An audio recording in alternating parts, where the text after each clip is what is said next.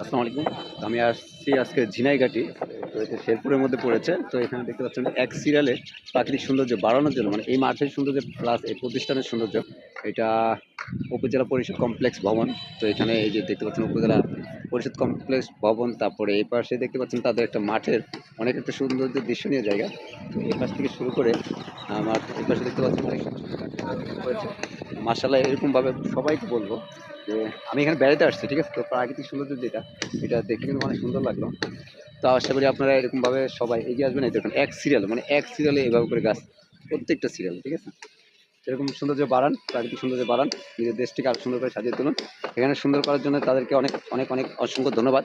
কারণ আমাদের দেশটিকে একটা সরকারি প্রতিষ্ঠান এখান থেকেই ওনারা সুন্দর করতেছে। আপনারাও এগিয়ে আসুন সুন্দর করার জন্য। এই দেখুন কত সুন্দর করে গাছের চারাগুলো সাপোর্টের সহিত মানে ওনারা উঠিয়ে তুলতেছে।